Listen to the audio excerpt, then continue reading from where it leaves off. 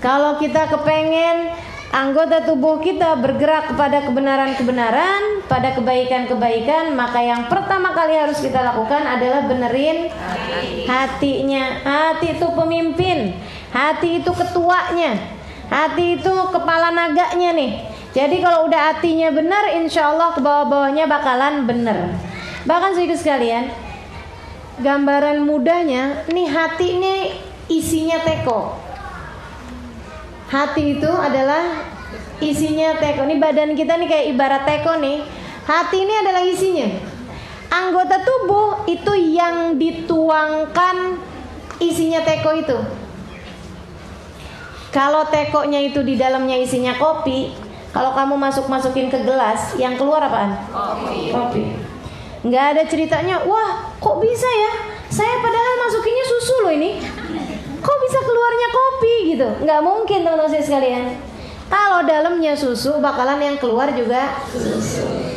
Caramu bicara, mengungkapkan apa yang ada dalam hatimu. Caramu melihat, itu mengungkapkan apa yang ada dalam hatimu. Caramu mendengar, itu mengungkapkan apa yang ada dalam hatimu. Kemana perginya kakimu, itu mengungkapkan apa yang ada dalam hatimu. Tanganmu kemana bergerak?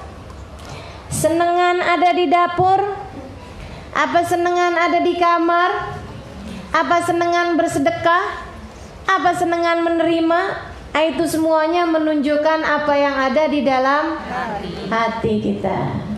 Maka teman-teman sekalian, tangan yang hobinya nyubit sama anaknya, jewer kalau anaknya bandel-bandel, terus dia bilang gitu, nah mamah Nina kayak gini, nah ini kelihatannya doang, dalamnya si hatinya mama tuh baik sama kamu.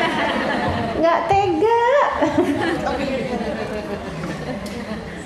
Untung anaknya nggak belajar di sini ya. Kalau dia belajar di sini dia bilang, mama, tangan itu adalah isinya yang dituangkan sama hati mah. Kalau hati mama nggak tegaan, ya nggak bakalan juga.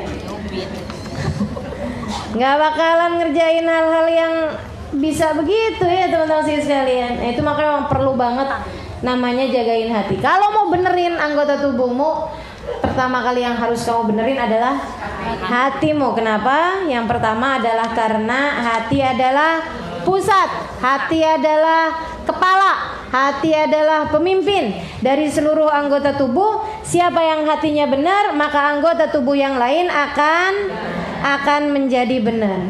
Kemudian teman-teman sekalian, kenapa hati itu mesti benar? Alasan yang keduanya adalah karena hati itu tempat pandangannya Allah Subhanahu wa taala. Yang Allah lihat dari diri kita nih hati loh. Ini nih ya, sama-sama duduk di sini, nilainya bisa beda-beda. Sama-sama duduk di sini, nilainya bisa beda-beda.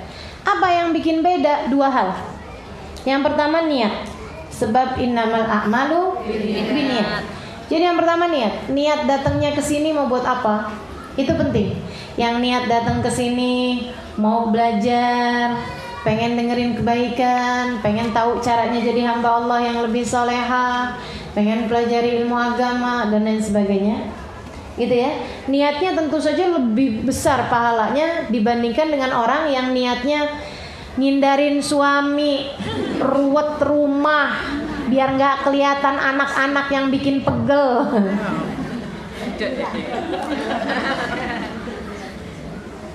Ada lagi yang niatnya gini, biar dapat bahan buat debat. Cari ridho Allah.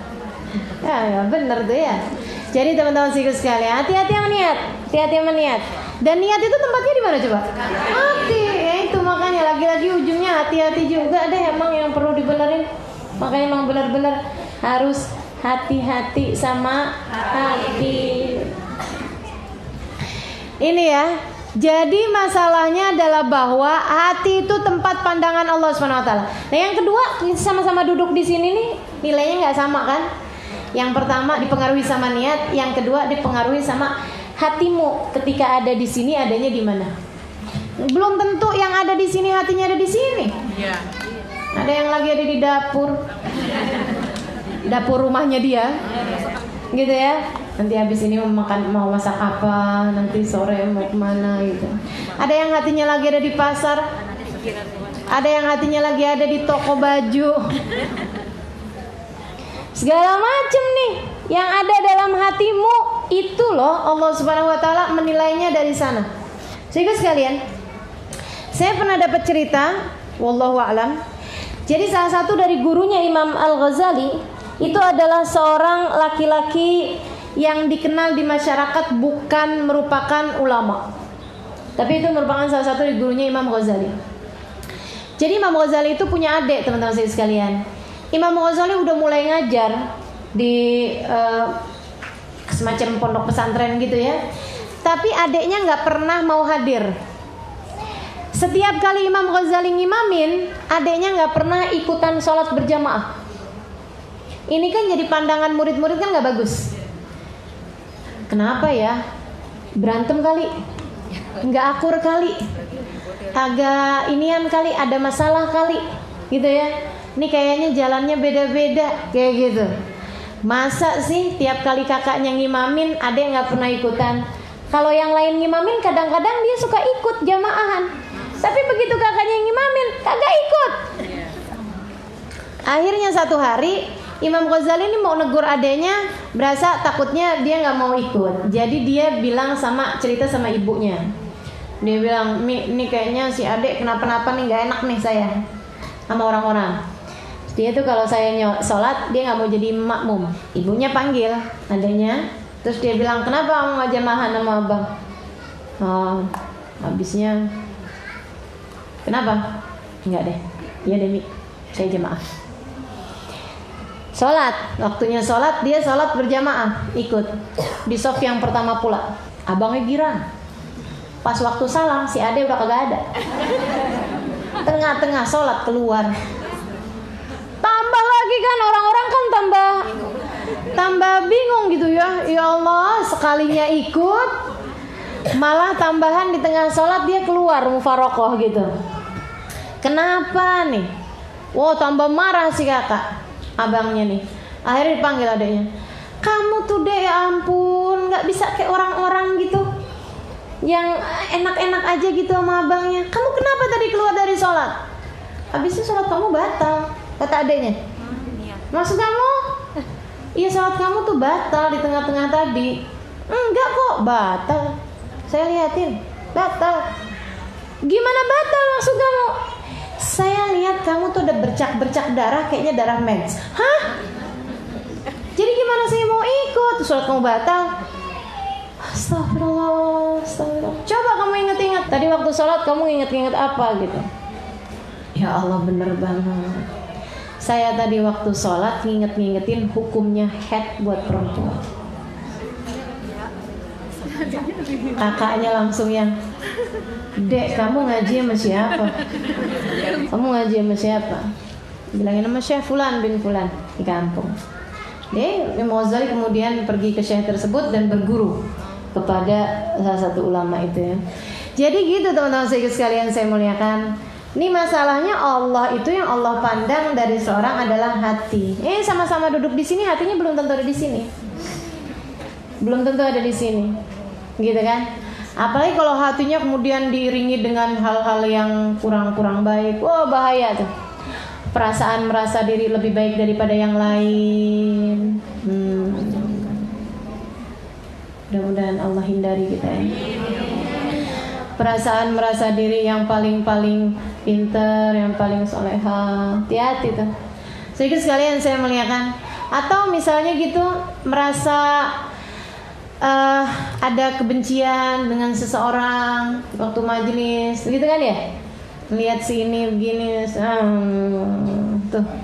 Jadi hati itu kalau udah ada kotor-kotornya dalam hati, aduh, itu bahaya teman-teman sekalian. Jadi kita hati-hati sama hati teman-teman sekalian. Hati-hati sama hati karena memang nilai kita bergantung dari hati kita. Allah itu ketika ngelihat kita, yang dilihat hatinya. Sampai-sampai katanya Nabi Muhammad alaihissalam, Innallaha la yaqbal min salati ahadikum nisfaha wala thuluthaha wala rub'aha walakin yaqbal ma'aqal minha.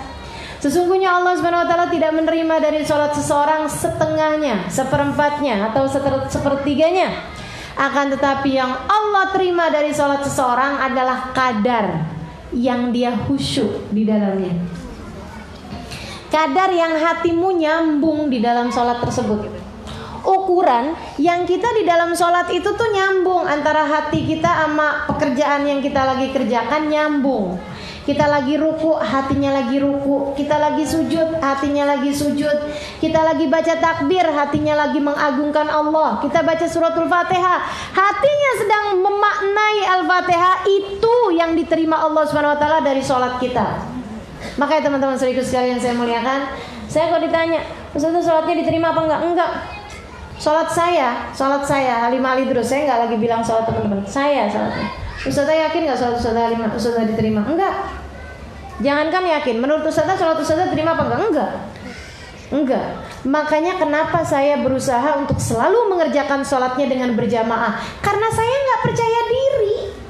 Karena saya nggak percaya diri bahwa sholat saya pantas diterima. Sementara kalau sholat dengan berjamaah, itu insya Allah Nabi Muhammad bilang, seenggaknya kalau nggak ada yang khusyuk sekalipun, Allah bilang ijtama'u li ajli faqabiltu lijtima'ihim.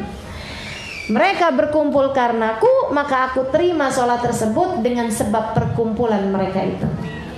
Gitu katanya Nabi Muhammad. Jadi kalau saya ditanya, kenapa Ustazah selalu berusaha untuk sholat berjamaah? Karena saya nggak percaya diri. Saya nggak percaya sholat saya diterima sama Allah. Sholat model kayak begitu kok. Sholat saya masih berantakan bener kok. Baca Fatihah, udah ngerti padahal artinya Fatihah, tapi saya mikirin abis ini saya mau ngajar apaan ya. Halaman berapa ya? Pembahasan tentang apa yang minggu lalu ya? Ya Allah, ya Allah. Tapi kan Ustazah yang Ustazah pikirin bener. Tapi kan nggak nyambung sama sholatnya. Teman-teman sekalian saya muliakan. Jadi kalau ditanya apakah sholat kita pantas diterima sama Allah, ya belum pantas diterima sama Allah SWT. Makanya kita perlu sholat berjamaah karena itu, kan gitu ya. Nah itu kita duduk di sini, yang Allah lihat hati kita. Kita lagi sedekah, yang Allah lihat hati kita. Yang Allah lihat hati kita. Kamu sedekahmu karena apa? Karena apa niatnya mau sedekah? Pengen biar uangnya berlipat ganda? Kan banyak yang gitu. Sedekah kepengen dapat lebih, itu lagi nggak sedekah, lagi dagang. Kamu nggak lagi sedekah, kamu lagi dagang, lagi pengen ngasih sesuatu biar dapat keuntungan, kan sama aja. Kamu ngasih, kemudian ngarepnya kan kalau kita jualan kan, kita beli 200, kita jual 250, kan begitu ya? Nah itu 50-nya kan yang kita ambil sebagai keuntungan, kan dagang kayak begitu. Nah kalau kamu sedekah sekarang, kamu sedekah 200.000 dengan ngarepin insya Allah nih Allah balikin nih, gantiin jadi 1 juta, kan begitu? Itu dagang, dan kamu dagangnya jahat banget. Kamu kalau dagang sama orang lain aja 200 minta dijualnya 250. Kamu dagang sama Allah 200 dan kemudian kamu minta baliknya 1 juta. Dan kemudian kamu menganggap bahwa kamu sudah beribadah secara ikhlas. Ikhlas dari mana?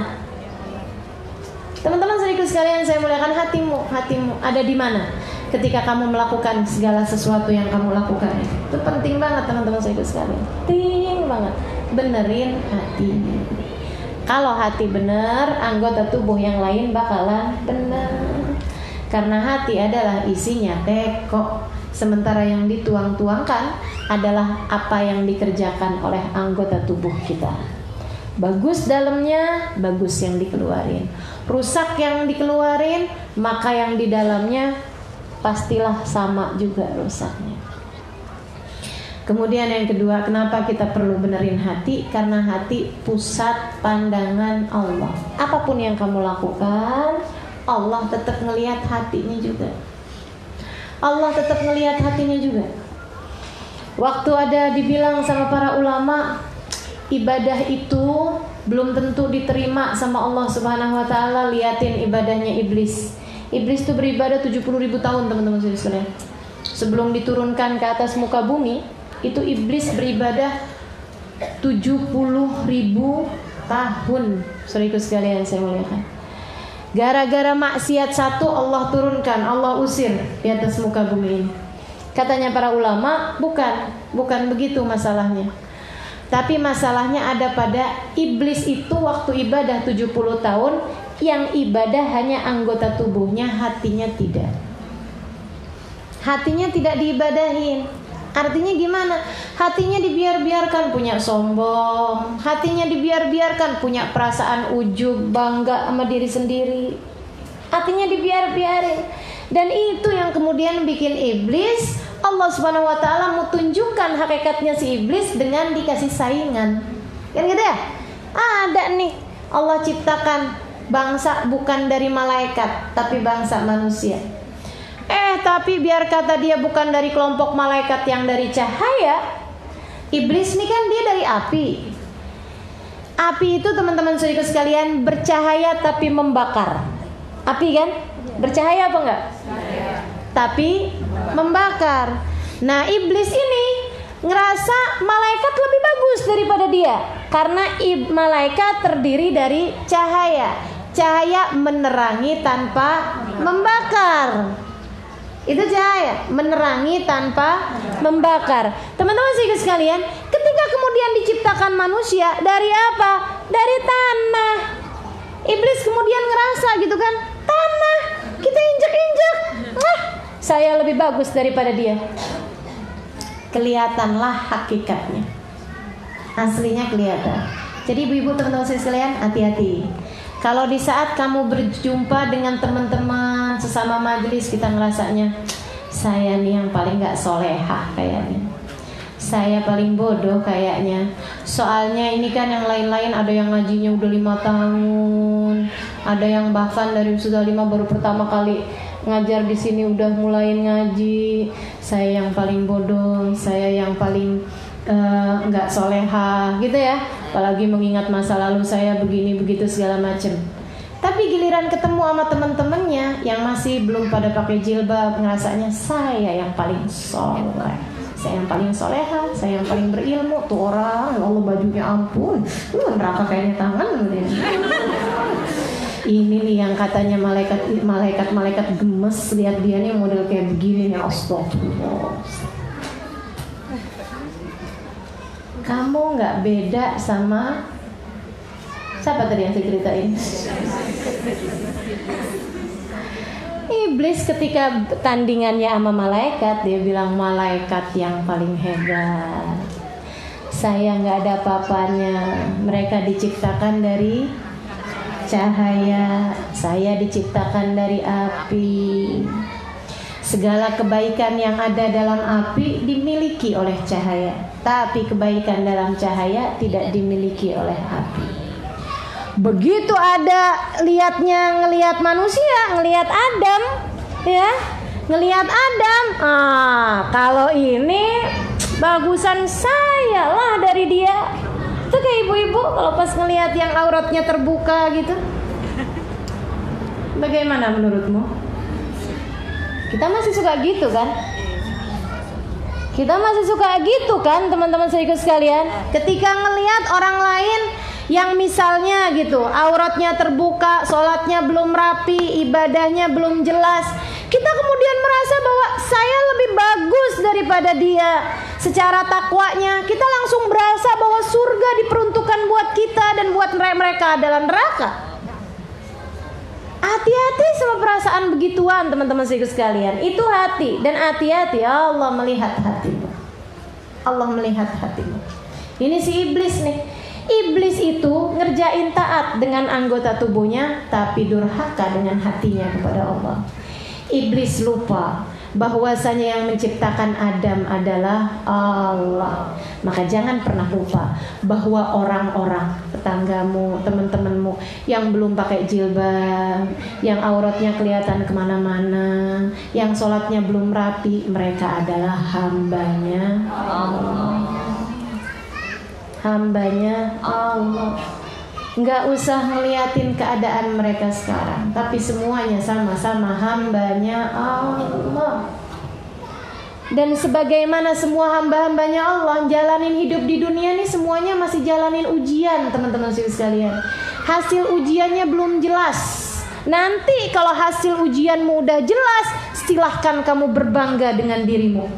Kalau kamu ternyata selamat dan kemudian mereka nggak selamat, baru silakan bilang saya lebih baik daripada kamu. Kapan itu? Kalau kamu bisa lewat Shirathul Mustaqim dengan selamat. Kalau kamu ternyata bisa masuk surga, bahkan boleh memilih dari pintu surga manapun yang kamu inginkan. Kalau tangan Nabi Muhammad terulur kepadamu dan kemudian berkata kamu adalah umatku. Kalau kamu dengar Allah Subhanahu wa taala berkata, aku telah ridha kepadamu, maka silahkan masuk ke dalam surgaku. Pada saat itulah silahkan menongakkan kepalamu, baik daripada kalian. Tapi sekarang selagi di dunia, teman-teman saudaraku sekalian, bahkan manusia yang paling bejat kamu lihat di atas muka bumi dalam pandanganmu, bisa jadi ia adalah calon kekasih Allah Subhanahu wa taala pada nantinya. Maka terhadap penjahat paling bejat sekalipun, pandanglah mereka dengan cara pandangnya Allah Subhanahu wa taala. Siapa yang pernah jamin kita bakalan selamat? Gak ada. Si iblis ibadah dengan anggota tubuhnya 70.000 tahun, teman-teman sekalian, dan menjadi hal yang sia-sia ketika 70.000 tahun ibadahnya tersebut hanya sekedar anggota tubuh. Hatinya tidak pernah bisa ikut-ikutan tunduk kepada Allah Subhanahu wa taala. Hati-hati, sebab yang Allah lihat dari kita adalah hati. Ini bedanya kita sama para wali kan gitu. Bedanya kita sama hamba-hamba tercinta di sisi Allah kan gitu. Kalau dengerin Habib Zain bilang, kalau dengerin para kekasih Allah Subhanahu wa taala bilang, Bahiyat, ya Allah kalau ngomong emang beda. Mana kekasih Allah, mana yang sok-sokan jadi hamba taat kepada Allah tuh beda, teman-teman sekalian. Bahiyat, disalamin, diciumin tangannya, ditarik. Minta doa, Ubabah doain saya. Itu Rabbis main dekrotet ilaih. Doa aja sendiri, kamu nggak punya Tuhan buat kamu minta. Bahiyat, ya Allah saya begitu digituin sama Bahiyat, nangis sepanjang jalan saya. Saya waktu pertama kali ketemu sama Bahiyat, saya dengar banyak hal tentang Bahiyat, kemuliaannya, kesolehahannya, begini begitu segala macam. Saya ketemu sama beliau, saya masuk ke rumahnya Hubabah Nur. Hari pertama saya datang ke Tarim sesudah saya pulang Indonesia. Habis saya pulang, kemudian dikawinkan, saya udah balik lagi ke sana. Saya datangnya itu sore, saya malam, pagi saya sowan ke Hubabah gitu ya, ngasih tahu Hubabah saya udah datang lagi kayak gitu loh. Saya nyampe ke rumahnya Hubabah tuh, saya salam sama beliau, Halimah gimana kabarnya, gini gitu segala macam. Habis itu kemudian Hubabah bilang, saya mau hadir majelis nih nak, saya mau hadir majelis, Halimah kamu mau ikut? Dia bilang gitu. Saya bilang, saya ke gimana menurut Hubabah, saya Darul Zahra aja apa? Ya udah nggak apa-apa. Dia bilang kamu pulang aja ke Darul Zahra. Terus Hubabah bilang gini, oh iya, saya belum cerita sama kamu. Saya juga baru pulang dari Oman dan saya bawa mutiaranya Oman. Ini Hubabah Nur, perempuan sangat solehah, bahkan kalau saya bilang salah satu dari perempuan paling solehah yang pernah saya temui. Dan beliau bisa bilang bahwa saya datang dari Oman dan kita bawa mutiaranya Oman, berliannya Oman, Jawharat Oman ma'ana, katanya Hubabah gitu. Saya bilang maksudnya Hubabah Bahiyah ma'ana Halimah, Hubabah Bahiyah ma'ana. Itu sambil girangnya Hubabah kayak apa? Hubabah Bahiyah sekarang lagi sama kita nih, Halimah. Hubabah Bahiyah datang nih, ada di sini sekarang. Saya jadi ikut-ikutan berbinar-binar mata saya. Orang yang sama guru saya dimuliakannya kayak begitu, seseorang yang guru saya sebagai mutiara paling berkilau, permata paling berkilau, bisa berkata bahwa ini adalah mutiara yang paling berkilau, kita bawa. Gimana nggak saya jadi yang ketemu kayak orang mau ketemu sama idolanya gitu ya. Nih ibu-ibu mengidolakan siapa sih? Enggak siapa gitu. Adek-adek tuh loh mengidolakan artis Korea kayak gitu-gitu kan ya. Itu kan kalau pas mau ketemu kan belum dia aja nggak ada yang teriak. Oh biasa teriak juga. Ya, jangan ya. Jadi saya udah apa sih namanya, berbinar-binar mata saya, hati saya berbunga-bunga, apalah bahasanya, karena mau ketemu sama seorang yang sangat saya kagumi. Dan bukan kali pertama saya dengar tentang Hubabah Nur. Semua tentang Hubabah Bahiyah dari Hubabah Nur saya sering dengar dari Habib Umar, bahkan dari Hubabah Nur, bahkan dari semua orang-orang Oman. Selalu ceritanya tentang Hubabah Bahiyah, enggak ada yang enggak bagus. Semua keindahan, semua kesolehan, semua kemuliaan, semua deh gitu. Doa mustajab ini apa, semua ada pada Hubabah Bahiyah. Bahkan saya pernah dengar Habib Abdul Qadir bin Ahmad bilang, ma fis dunya mithal Bahiyah. Enggak ada di dunia ini perempuan kayak Bahiyah. Gimana saya enggak deg-degan mau ketemu sama beliau? Kata Hubabah Bahiyah, kamu mau ketemu? Iyalah. Gitu kan. Yes please gitu ya. Iya Hubabah, di mana Hubabah Bahiyah, saya bilang. Kata Hubabah Nur, tuh di mobil kayaknya udah nungguin, kita udah mau berangkat katanya gitu. Saya pun dengan nian gitu kan datang ke mobil. Saya buka pintu mobil, saya raih tangannya Hubabah Bahiyah, saya bilang, Hubabah, sami'ti anki kathir. Saya bilang, Hubabah, saya udah sering banget dengar tentang Hubabah Bahiyah. Masya Allah Hubabah, Allah mudahkan saya buat ketemu sama, ya Allah senangnya saya. Saya tarik tangannya, ditarik balik sama Hubabah. Saya udah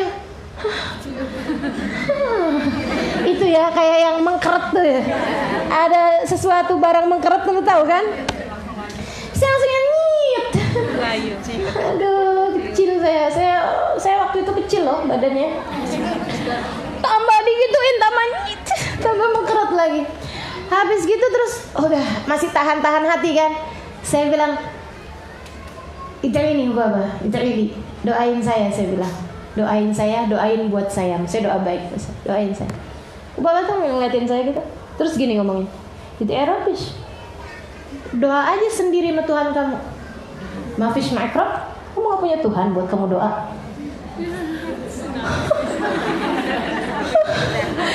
Saya tahan, ya Allah, itu saya pelan-pelan saya tutup pintunya Hubabah Bahiyah. Saya nangis sepanjang jalan pulang ke Daruzahra. Sampai itu banjir cadar saya, ini saya tuh udah bisa diperes barangkali itu. Dari banyaknya air mata udah saya nggak tahan. Di sepanjang jalan tuh saya nangis yang udah habis-habisan. Saya tuh mikir, ya Allah Hubabah yang lihat saya apaan, anjing nih kayaknya nih saya dilihatnya mau Hubabah nih. Ya Allah Hubabah ngeliat saya apaan nih, emang saya kayak gini orangnya. Emang dosa kamu tuh emang kayak gitu Alimah, emang kerjaan kamu tuh melalui sudah deh. Sepanjang jalan saya mengutuk diri saya jelek-jelekin diri saya yang emang aslinya juga jelek. Luar biasa itu ya. Sampai ke kamar. Begitu nyampe di kamar saya di dar gitu. Saya tinggalnya dulu sekamar berdua aja. Ya, bukan berarti pondoknya gede, santrinya sedikit. Cuman saya udah jadi ustazah waktu itu. Saya udah ngajar dari zaman saya ya. Saya ngajar dari umur saya belum 20 tahun sampai sekarang. Jadi saya hobi ngajar. Jadi ya biarinlah kayak gitu.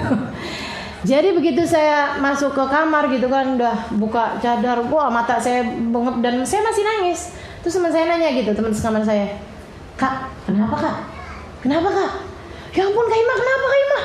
Dia udah panik juga gitu kan, ngelihat saya udah mukanya udah nggak jelas gitu, bibir di mana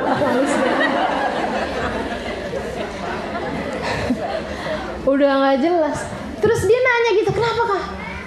Udah saya mulai dia tenangin gitu, udah saya kasih minum ini apa segala macem. Terus baru saya cerita, ya Allah Hubabah Bahiyah tuh ngeliat saya apaan ya? Saya bilang, emang kenapa Kak? Saya ceritalah tadi itu kan. Terus teman saya yang saya ceritain malah ketawa dia, bukannya bersimpati, berempati kepada temennya ini ya, sahabatnya, malah ketawa gitu ngakak. Hubabah tuh Kak udah berapa kali kan kesini, katanya gitu. Itu kalau kesini suruh jadi imam nggak mau, suruh doa nggak mau, baca fatihah nggak mau. Kak Imam tuh nggak kemarin kan ada acara hadrah. Hubabah Nur bikin bait syair buat muji Hubabah Bahiyah. Udah waktu dibacain nih, kamu adalah cahaya paling berkilau pada zaman ini, engkau adalah Hubabah Bahiyah hadir di situ. Hubabah masih ketawa-ketawa aja gitu. Mungkin yang dibayangin sama Hubabah Bahiyah Sayyidah Khadijah, Sayyidah Fatimah itu ya, atau yang dibayangin sama Hubabah Bahiyah siapapun yang ada di situ tapi bukan dirinya. Keren ya, nata hatinya ya, hebat ya. Ketika mendengar pujian, dia bisa nyangka bahwa yang sedang dipuji ini adalah orang lain, siapapun itu selain dirinya. Keren, keren. Ini jagain hatinya sampai bener-bener banget, teman-teman sekalian. Habis itu kemudian dia bilang, begitu Hubabah Nur bilang, anti bahiyah ka ismiki bahiyah. Kamu adalah bahiyah karena namamu memang bahiyah. Hubabah Bahiyah baru paham kalau yang dimaksud adalah beliau. Begitu dia paham, rasa-rasanya tuh kayak pengen ngeludahin diri sendiri gitu loh. Dia tuh kayak yang, kamu keliru Nur gitu. Tapi Hubabah Bahiyah menunjukkan itu dengan cara beliau berdiri kemudian bilang, apa sih, kamu gak tahu saya kayak gitu, kurang lebih kayak gitu. Beliau kemudian keluar begitu aja dari majelis dan gak balik lagi, ninggalin begitu aja majelisnya gitu. Kamu gak tahu siapa saya, kayak gitu loh teman-teman saya sekalian. Saya jadinya tuh langsung yang, oh emang gitu Hubabah Bahiyah. Oke lah kalau gitu saya nangis tadi gimana tuh. Bagus juga sih ya, saya ngelihat diri saya dengan benar kala itu, malah dengan jernih gitu. Jadi akhirnya teman-teman saya sekalian, ya Allah, itu orang benar-benar. Sampai kemudian saya mikir gitu, gimana ya caranya. Saya tuh kalau merasa ada orang perempuan mulia, orang mulia gitu, saya nggak bisa deket sama beliau, seenggaknya saya nggak bisa dapat doanya, atau saya nggak bisa dapat ilmunya, saya nggak bisa, karena saya nggak deket sama beliau, saya pastilah rugi banget gitu. Saya ngerasanya kayak orang yang saya hidup di zamannya Nabi Muhammad, atau saya hidup di zamannya ini, saya jadi siapa ya kalau hidup zaman itu dan tidak mau mendekat kepada orang-orang soleh seperti Sayyidah Khadijah, seperti Sayyidah Aisyah. Pasti saya adalah orang-orang yang saya nggak benar pastinya, tapi lebih nggak benar lagi kalau kita sebagai orang yang nggak benar nggak mau mendekat kepada orang benar, benar nggak? Betul nggak? Jadi akhirnya saya berusaha benar tuh, ini gimana caranya ya mau deketin Hubabah Bahiyah nih. Habis saya ngerti, saya pelajarin gitu. Oh Hubabah Bahiyah kayak gitu karena tawadhu, merasa dirinya bukan siapa-siapa. Beliau adalah permata yang menyangka dirinya debu belaka. Kita nih suka kebalik-balik. Kita nih debu remahan roti yang menyangka dirinya adalah batu. Sedih lihat diri-diri kita nih ya. Ya Allah, ya Allah. Saya sampai suka mikir gitu. Kalau saya ketemu diri saya ludahin. Jijik bener saya sama diri saya ini. Jadi akhirnya teman-teman sekalian, saya pelajarin gitu. Orang kalau tawadhu, saya bayangin kalau saya tawadhu, karena bukan orang tawadhu, saya bayangin kalau saya tawadhu, saya melihat diri saya bukan sesiapa, saya akan senang kalau ngadepin orang yang kayak gimana. Saya akan senang gitu ketika ngadepin orang kayak gimana. Oh saya tahu. Baiklah. Akhirnya kemudian Hubabah Bahiyah kapan hari datang ke Daruz Zahra. Beliau senang tuh datang ke Daruz Zahra. Saya samperin Hubabah. Saya bilang, Hubabah, semoga Allah ampunin semua dosa Hubabah. Gaya nggak? Nggak saya. Pokoknya udah urusan gaya-gayaan nih saya nomor 1. Pokoknya gaya dulu aja gitu kan. Urusannya yang belakangan. Siapa orangnya coba bisa doain Hubabah kayak gitu? Bisa percaya diri buat nyamperin Hubabah Bahiyah yang orang semuanya nganggepnya beliau seperti apa, dan saya tiba-tiba gitu kecil, kurus, datang gitu ya, deketin Hubabah, terus saya bilang, Hubabah, semoga Allah ampunin dosa Hubabah. Iya. Itu kalau teman-teman saya yang lain pada dengar gitu, kurang ajar nih orang, songong bener nih anak. Dia kira Hubabah Bahiyah ada dosanya gitu. Ya ampun, dia nggak lihat dirinya apa. Saya terus-terusin aja, semoga Allah tutupin aib-aib Hubabah. Padahal aib apaan coba? Semoga Allah bukakan pintu kebaikan buat Hubabah. Semoga Allah selalu pandang Hubabah dengan pandangan kasih sayangnya. Semoga Allah semakin cinta sama Hubabah. Nabi Muhammad melihatmu Hubabah dengan pandangan penuh kasih sayang begini-begini. Itu Hubabah ya dari yang pertama kali saya, semoga Allah ampunin dosa Hubabah. Hubabah langsung gini, siapa nih gitu? Siapa gitu orangnya gitu ya? Bisa doain beliau gitu. Maksudnya kan dia ngelihat dirinya kan bukan si siapa kan. Cuma gitu, ya Allah nih orang baik banget mau doain saya gitu kali ya.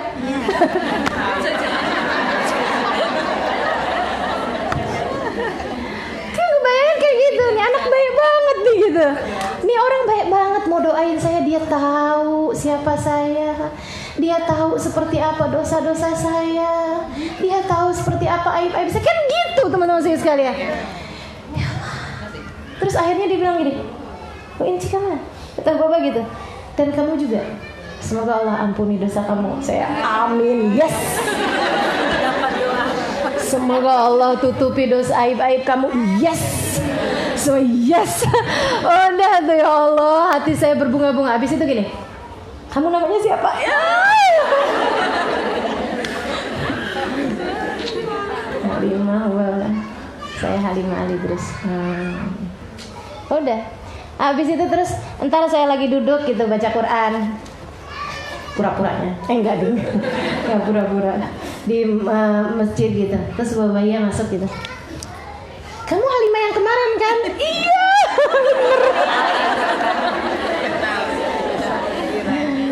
Ya Allah. Habis itu babanya duduk dari situ. Terus dia lihat, kamu baca apa? Baca Quran Baba. Baba mau saya kerasin. Cis, pokoknya emang ngadepin orang tawadhu mesti pede teman-teman sekalian. Habis itu saya bacainnya agak keras gitu. Tahu Baba. Terus saya bilangin, Baba tahu nggak maknanya ini? Yo. Saya pernah baca nih Baba, ada tafsirnya Imam Baghawi, dia bilang begini tentang ayat itu. Dia dengerin gitu. Saya juga pernah denger nih ada ucapannya Habib ini bilang tentang maknanya ayat ini begini. Saya mondok 12 tahun teman-teman. Jadi kan seenggaknya saya banyak tahu lah. Kalau itu emang beneran fakta, jadi saya mau tawadhu kan agak susah. Maksudnya emang saya tahu gitu kan. Jadi saya sampein gitu yang saya tahu sama Hubabah gitu. Habis itu Hubabahnya kayak gini. Jazakillah khair. Makasih Halimah, saya juga pernah dengar. Iya. Kulakan saya. Dia nggak tahu. Kita lagi kulakan ya nggak? Ya Allah. Udah. Abis gitu, tiap lagi saya ngajar, Hubabahnya samperin. Abis itu Hubabahnya duduk. Katanya Hubabahnya, terusin. Kamu ngajar deh. Jadi saya ngajar aja, saya terusin gitu ngajar. Habis selesai saya bilang ke Hubabah, nggak ada yang gratis. Hubabah habis dengerin saya ngajar, nggak ada yang gratis saya bilang. Terus gimana Halimah? Hubabah sekarang bagian doa. Ayo gimana coba? Akhirnya kata Hubabah, Fatihah. Iya. Pokoknya. Seneng bener ya Allah. Luar biasa ya. Gitulah saya sampai akhirnya deket sama Hubabahia, temenan sama Hubabahia. Ya Allah, nikmatnya luar biasa.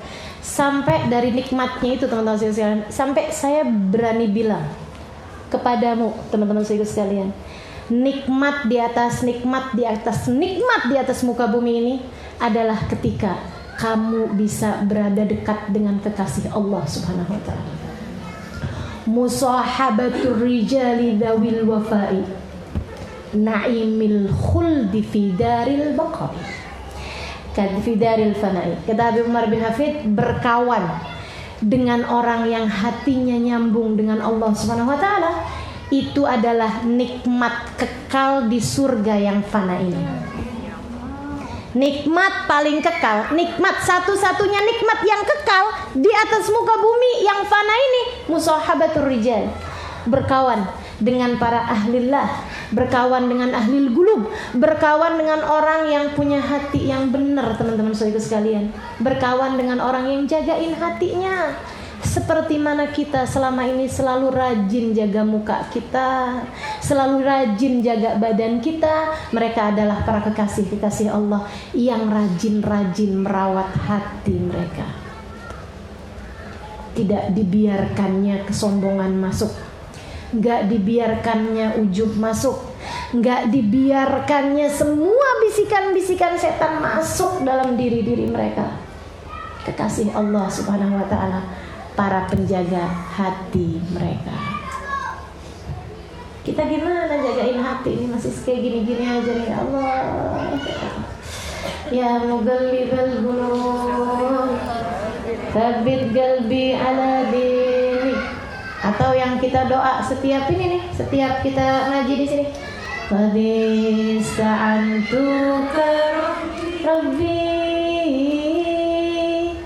ala mudawati qalbi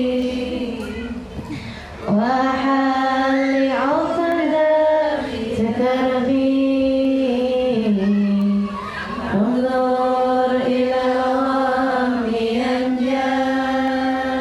ya Allah, saya benar-benar udah minta tolong kepadamu ya Allah, kata Imamul Haddad dalam qasidah yang teman-teman baca tadi. Sebelum ngaji tuh kita baca tuh ya. Qad ista'antuka rabbi, ya Allah aku sungguh-sungguh minta tolong kepadamu. Apa yang kamu minta? Ala mudawati qalbi, ya Allah benerin hati saya, obatin hati saya, Allah sehatin hati saya. Dari ujubnya, dari sombongnya, dari riyanya, dari hasutnya, dari bugednya, dari kesedihan yang tidak karenamu, dari keraguan-raguan terhadapmu, dari kecintaan terhadap dunia, dari penyakit hati banyak bener nih. Qad ista'antuka rabbi ala mudawati qalbi. Hatimu teman-teman saya sekalian, alaihil madar. Semua urusan bersumber di sana. Semua urusan bersumber di sana. Maka jaga hati, jaga hati. Pertama, karena dia adalah pemimpin yang ditaati.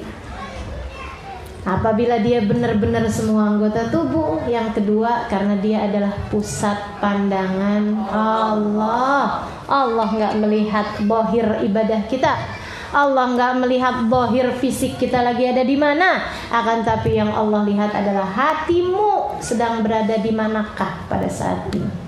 Sungguh teman-teman sekalian, yang di atas muka bumi ini pada saat ini hatinya lagi nyambung kepada Nabi Muhammad, lagi baca sholawat penuh cinta kepada Nabi. Ini di atas muka bumi ini jangan dikira kagak ada, banyak bener. Ada orang yang lagi baca maulid sambil senang-senang rindu menabi, ya enggak? Mungkin dia ada di Madura, mungkin dia ada di Yaman, lagi ada baca sholawatan, mungkin dia ada di Malang, mungkin dia lagi ada di mana, yang lagi senang-senang hatinya berbunga-bunga mengingat-ingat Nabi. Ada yang lagi baca kitab sejarahnya Nabi, ada yang lagi baca buku yang orang tulis tentang Nabi dengan linangan air mata, ada yang lagi baca puisi, ada yang lagi nulis puisi tentang Nabi Muhammad, kerinduannya. Ada nggak kira-kira di jam ini? Ada. Para pecinta selalu menghadiahkan rasa-rasa cinta. Dan mereka di bumi manapun sedang berada pada saat ini lebih dekat kepada Nabi Muhammad daripada yang sedang ada di depan makamnya Nabi Muhammad. Akan tapi hati mereka tidak bersambung kepada Nabi Muhammad, karena Allah melihat hati. Maka yang lagi ada di sini tapi hatinya lagi mengingat Allah, lagi mengingat betapa busuknya hatinya, betapa inginnya dia untuk menjadi hamba Allah yang soleha, betapa tidak berharganya dirinya sesungguhnya. Akan tapi Allah masih begitu baik menghadirkan kita lagi dan lagi bersama dengan orang-orang baik di majelis-majelis yang mulia seperti ini. Dia sedang dekat dengan Allah Subhanahu wa ta'ala. Terkadang bahkan yang dibandingkan dengan orang yang sedang berada di pelataran Ka'bah sekalipun. Karena masalah, segala masalah adanya pada hati. Maka teman-teman saudara sekalian, saya hatimu, terus-terusan diingat-ingat lagi ada di mana nih, lagi ada di mana nih.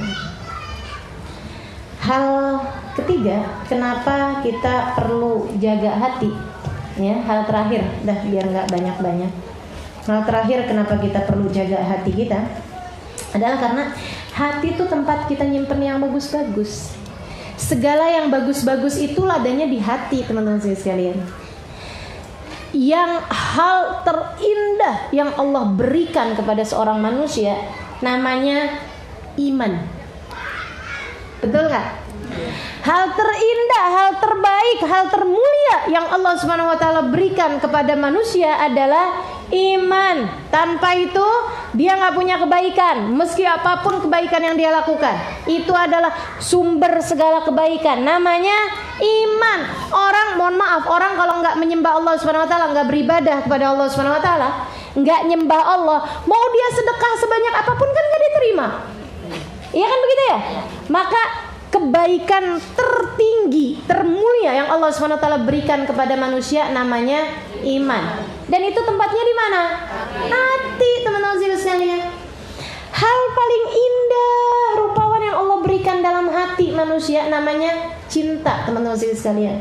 Cinta, hal terindah, hal termulia tadi iman. Hal terindah adalah cinta. Cinta kepada Allah, cinta kepada Rasulnya, cinta kepada apapun yang mendekatkan dia kepada Allah Subhanahu wa taala karena Allah Subhanahu wa taala. Mencintai Allah dan mencintai karena Allah. Gitu ya. Mencintai Allah dan mencintai karena Allah Subhanahu wa taala, mencintai di jalan Allah Subhanahu wa taala. Ini teman-teman sekalian hal paling indah yang Allah berikan dalam kehidupan seseorang. Tempatnya di mana? Hati. Allah ngasih cinta sama orang, tempatnya di mana? Di hati, teman-teman sekalian. Hal paling indah tempatnya di hati. Hal paling paling rahasia. Jadi hanya diberikan kepada kelas-kelas atas dari hamba tercinta. Allah tuh kalau lagi cinta sama seorang gitu ya, Allah bakalan kasih hadiah berupa itu. Apa namanya? Ikhlas. Sir min asrarillah, katanya Nabi Muhammad SAW. Al-ikhlas sir min asrari, kata Allah dalam hadis qudsi. Lan ada'ahu illa fi qulubil mahbubina min ibadi. Ikhlas adalah rahasia dari rahasia-rahasiaku, tidak akan aku berikan kecuali kepada hamba-hamba yang tercinta di sisiku. Teman-teman sekalian, ikhlas sebagai karunia yang paling tadi paling mulia, tadi paling tinggi sekarang. Tadi paling mulia, tadi paling indah, sekarang paling tinggi. Pemberian Allah yang paling tinggi namanya ikhlas. Tempatnya di mana? Hati, saudaraku sekalian. Tempatnya di hati. Yang namanya ikhlas di hati, yang namanya cinta di hati, yang namanya iman tempatnya di hati, takwa tempatnya di hati. Tidak berharap kecuali kepada Allah, roja tempatnya di mana? Hati. Yang namanya sabar tempatnya di mana? Hati. Yang innama yulaqas sabirun, innama yulaqas sabirun ajrahum bighairi hisab. Sungguhnya Allah Subhanahu wa taala innama yuwaffas sabiruna ajrahum bighairi hisab. Sungguhnya Allah akan penuhi pahalanya orang-orang yang bersabar tanpa ada hitungan. Sabar tempatnya di mana? Hati, saudara sekalian. Makanya orang kalau mau nyabarin diri kan sambil ngurut-ngurut.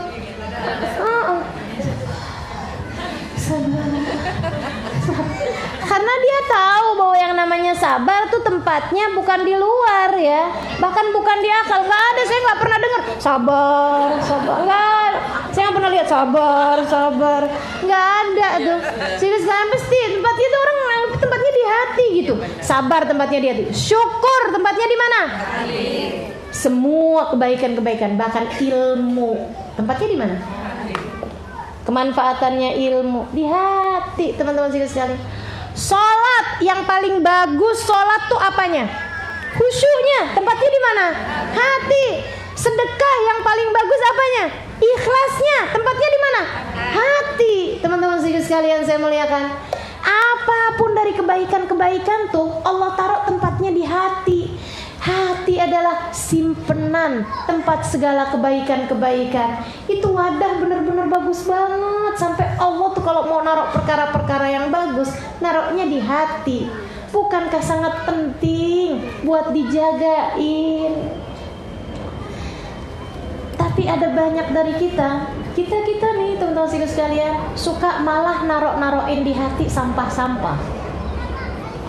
Omongannya orang yang gak enak 10 tahun yang lalu disimpan menjadi hati. Kebencian sama orang dari berapa tahun yang lalu, disimpan aja di hati. Suami sama suami, orang yang dia sangat-sangat sayangi, teman-teman sekalian, kalau suaminya ngomong yang enak-enak belum tentu dia ingat-ingat. Pujian-pujian suami belum tentu dia ingat. Tapi begitu suaminya ngomong yang gak enak, jadi ahli sejarah.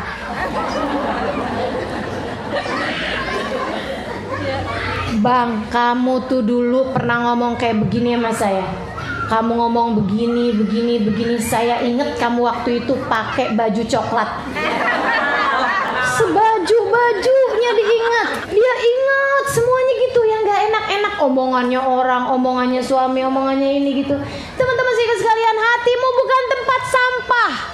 Andai hatimu tempat sampah sekalipun, kamu harusnya keluarin isinya.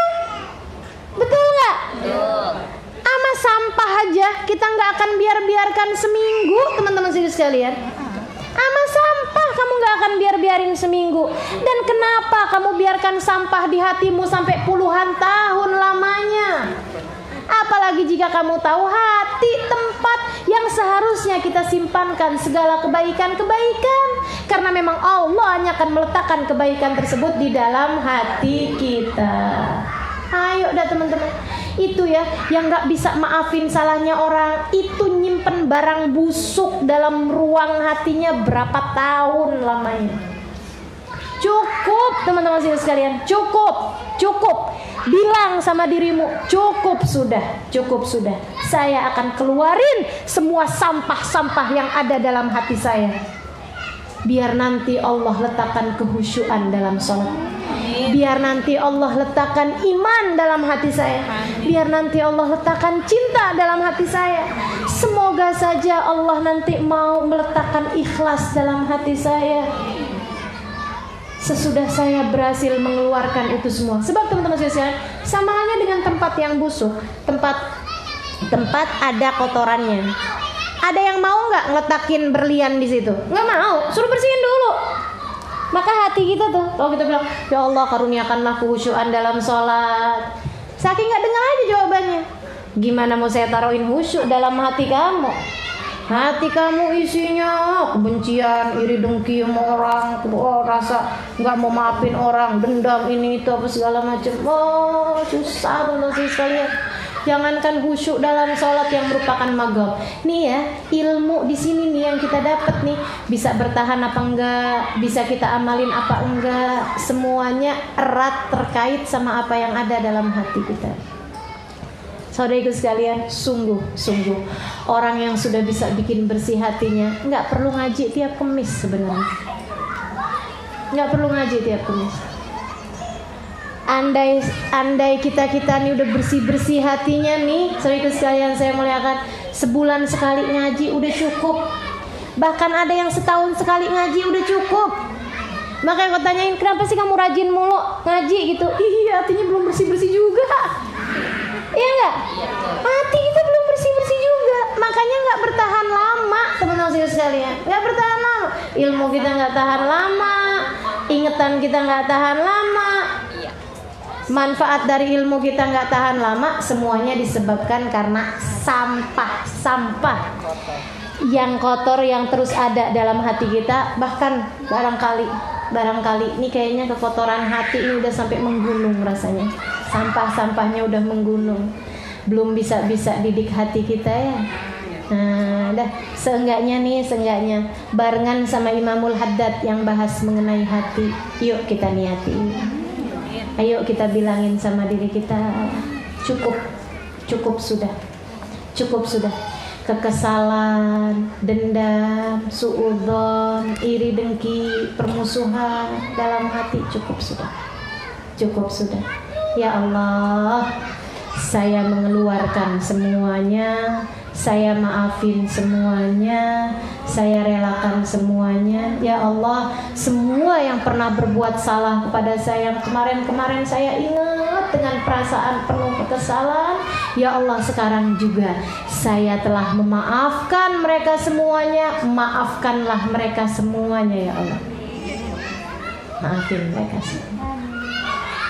Keluarin teman-teman sekalian, keluarin. Nggak ada pentingnya. Sayangi hatimu. sayangi hatinya. Kalau kamu ngerasa saya nggak bisa maafin dia, itu kamu nggak sayang sama hatinya sendiri. Sampah dibiarin ada dalam hati kita. Ngapain? Nggak gitu ya. Cukup. Kita disiksa sama kesalahan hati kita, sama sampah-sampah hati kita. Udah cukup teman-teman sekalian, udah cukup. Mau berapa tahun lagi? Mau berapa lama lagi? Waktu mau mendekat kepada ajal kita udah semakin dekat. Ya dan insyaallah mudah-mudahan Allah bantuin Imamul Haddad, bantuin insyaallah sebagai orang yang kita ngaji kitabnya beliau, yang beliau sendiri juga suka ngajarin kan, suka doain kita dalam kitab beliau. Minta kepada beliau mudah-mudahan dengan berkahnya beliau, dengan berkahnya kitab ini, dengan berkahnya majelis ini, dengan berkahnya manusia paling agung yang paling pintar jaga hatinya, baginda Nabi Muhammad alaihissalam, bijahin Nabi sallallahu alaihi wasallam. Semoga Allah bantu kita untuk bisa membersihkan ruang hati kita dari segala sampah-sampahnya. Semoga Allah jadikan hati kita bersih. Semoga Allah Subhanahu wa taala jadikan hati kita indah. Semoga Allah Subhanahu wa taala jadikan hati kita hati yang bebas dari segala sampah-sampahnya, dari segala penyakit-penyakitnya insyaallah. Qad ista'antuka rabbi ala mudawati qalbi wa halli uqdata karbi fanzur ila al-ghammi yanjalu ila hadratin nabi. Al-Fatihah.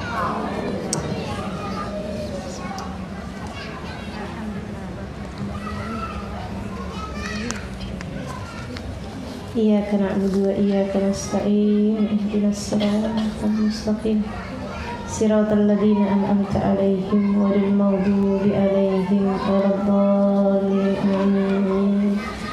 Taqabbalallahu minna wa minkum taqabbal.